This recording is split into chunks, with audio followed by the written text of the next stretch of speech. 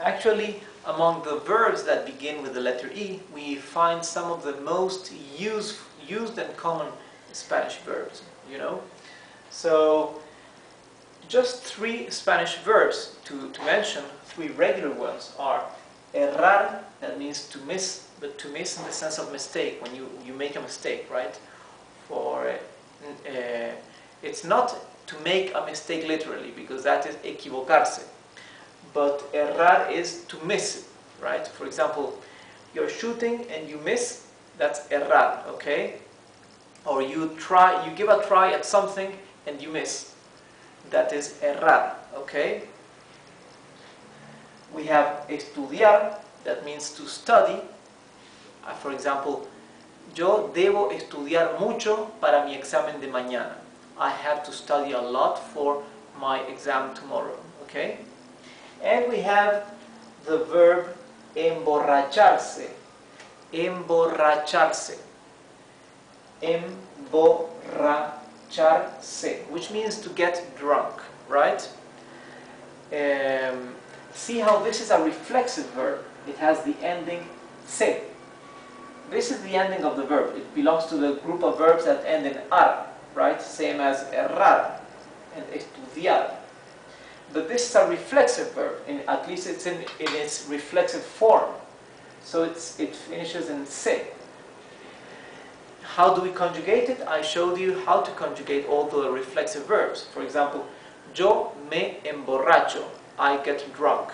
Él se emborracha, he gets drunk. But this verb, emborracharse, can also be used in its non-reflexive form, right? Just emborrachar without this ending, se. Emborrachar now does not mean to get drunk, but to make somebody drunk, right? For example, yo te voy a emborrachar, I will make you drunk, right? Or this drink will make you drunk, este trago te va a emborrachar, right? So you can see how it changes the meaning, emborrachar and emborracharse, to get drunk and to make somebody drunk, okay? Now we will see some irregular verbs, verbos irregulares que comienzan con la letra E. Veremos, elegir, which means to choose, right? Voy a elegir uno, I will choose one. Or for example, solo puedes elegir uno, you can only choose one. Él eligió el color rojo, he chose the red color. So elegir is to choose. We have estar, which is a verb to be. But in Spanish we have 2 verbs that correspond to the English verb to be. The verb estar and the verb ser.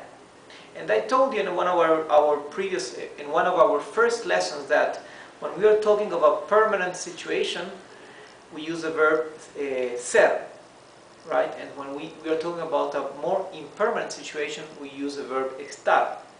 And we also use the verb estar as the auxiliary verb for the present continuous or future continuous, right? Or for the past continuous, okay? I am walking, I was walking, I will be walking, right?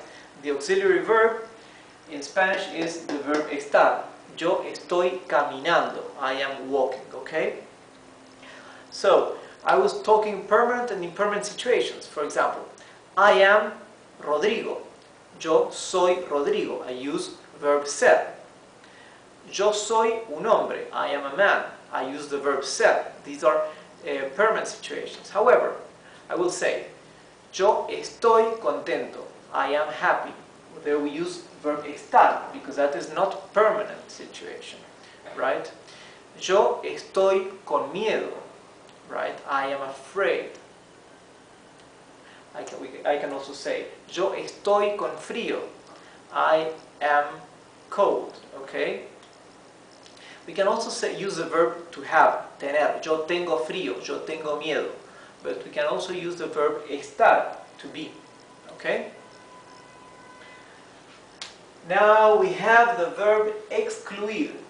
excluir is to exclude.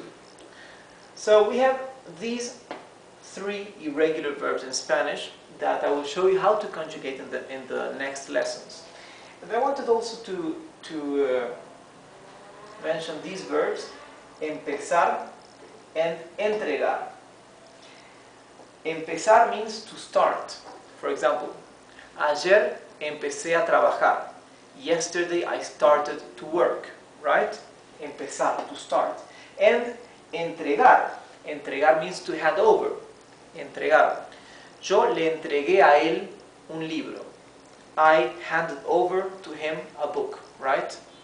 It's not to give literal. It's similar, but actually to give means dar.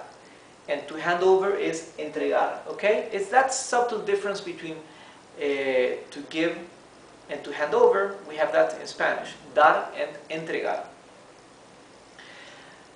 Entregar can also have another meaning, means to surrender. But that's when we convert it, when we use it in its reflexive form. Entregarse. Entregarse. For example, él se entregó a la policía. He surrendered to the police, right? Entregarse is to surrender. And entregar is to hand over. Why I wanted to mention these 2 verbs? Because these verbs are regular verbs. However, in order to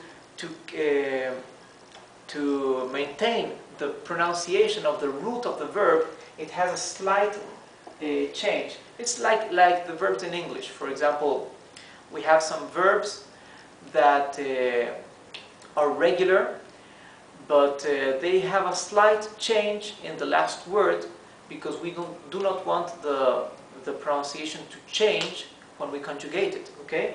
Same thing here, for example. Empezar, the root, this is the root of the verb that should remain unchanged, right?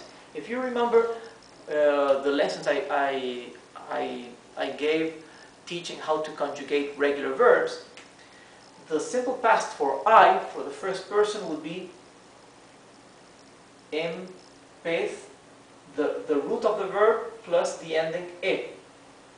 However, here it changes to a C, okay? Empecé.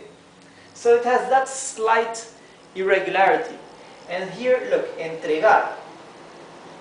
Entregar, also regular verb. Yo entregué. I handed over. It would be like this. Entregue. This would be the root of the verb, right? And the ending would be e, right? However, this would read entregué. Instead of entregué, it would read entregué because the G followed by an E changes its pronunciation, right? So we need to add the U for it to sound entregué and to have the same sound as it has in the infinitive, the G, g, right? Entregar, entregué. Empezar, empecé.